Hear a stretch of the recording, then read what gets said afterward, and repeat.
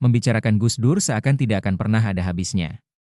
Pada sosoknya, selalu ada sisi-sisi menarik yang bisa kita jadikan pengetahuan, teladan, hingga humor. Termasuk keistimewaan beliau YG memiliki firasat yang tajam, daya prediktifnya yang akurat dan disertai dengan spiritualitasnya yang sangat kuat, khususnya dalam menemukan kuburan sehingga dia diberi gelar sang arkeolog kuburan. Situs liputan6.com menceritakan kisah Gus Dur mengungkap makam wali Allah bernama Mbah Kerto, yang awalnya dianggap dukun dan kuburannya digunakan sebagai tempat bertapa pemuja klinik. Makam tersebut ada di sebuah perkampungan di Tuban, Jawa Timur. Semula, makam Mbah Kerto ini kerap didatangi oleh para penjudi atau pemuja klinik lainnya. Namun, Gus Dur mengungkap makam tersebut adalah wali, yang juga seorang keturunan Rasulullah alias Habib. Suatu saat dalam perjalanan, Gus Dur minta berhenti, berbelok atau balik arah, untuk berziarah ke sebuah pemakaman umum atau bahkan yang tidak diketahui bahwa di lokasi tersebut tidak ada makam. Ternyata setelah didatangi Gus Dur, masyarakat baru menyadari bahwa di situ dimakamkan seorang alim, tokoh yang berjasa dalam dakwah Islam pada masanya. Maka di kemudian hari, berbondong-bondonglah masyarakat menziarahinya dan mendoakan jasad yang dimakamkan di situ. Menteri Agama, Nasaruddin Umar menceritakan pengalaman berziarah Syekh Jamaluddin bersama Gus Dur. Padahal pada waktu itu, warga setempat belum tahu siapa-siapa itu Syekh Jamaluddin. Gus Dur menyebutnya, makam tersebut adalah guru dari Wali Songo sendiri. Gus Dur berkata, inilah guru sejati dari para Wali Songo, imbuh Nasaruddin Umar. Setelah ziarah yang dilakukan Gus Dur, makam Syekh Jamaluddin di Tosora mulai banyak dikunjungi peziarah, termasuk dari luar negeri seperti Malaysia.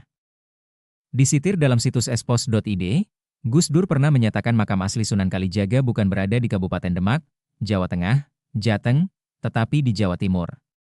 Makam asli Sunan Kalijaga diyakini oleh Gus Dur bukan berada di Kadilangu Demak, melainkan di Dusun Soko, Desa Medalem, Kecamatan Senori, Kabupaten Tuban. Gus Dur menuturkan yang ramai dikunjungi peziarah di Kadilangu Demak sejatinya bukan makam. Gus Dur menegaskan lokasi di Kadilangu Demak adalah kantor atau lokasi kerja Sunan Kalijaga. Dalam situs Nahdlatul Ulama, Ngatawi Alzastro bercerita perjalanannya berziarah bersama Gus Dur ke makam Syekh Panjalu Tasikmalaya. Ngatawi menjelaskan bahwa Gus Dur menemukan makam tersebut atas petunjuk yang diterimanya melalui mimpi untuk menziarahi makam seorang wali yang terletak di Pulau Nusa Gede, yang merupakan seorang penyebar Islam di wilayah Pasundan. Selain di Tasikmalaya, Gus Dur juga menemukan kuburan Syekh Qutbuddin di Wonosobo.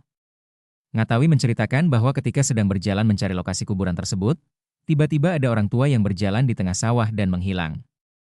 Lalu Gus Dur berkata, itu Syekh Qutbuddin dan di tengah sawah itu kuburannya. Sejak itu, kuburan Syekh Qutbuddin mulai ramai diziarahi.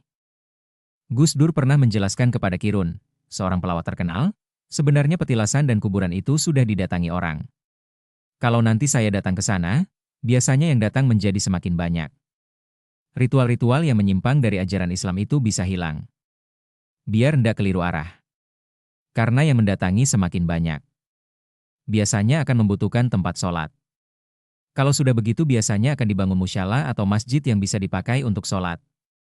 Selanjutnya kalau sudah didatangi banyak orang, akan ada banyak masyarakat sekitar yang biasanya berjualan, baik berjualan kopi, teh, makanan dan lainnya sehingga bisa memperbaiki perekonomian masyarakat sekitar. Akhirnya tempat-tempat itu bukan hanya digunakan untuk ziarah tetapi juga bisa mendatangkan rezeki bagi masyarakat sekitar. Itulah Gus Dur sang arkeolog kuburan yang membangun ekonomi kerakyatan di lingkungan masyarakat setempat.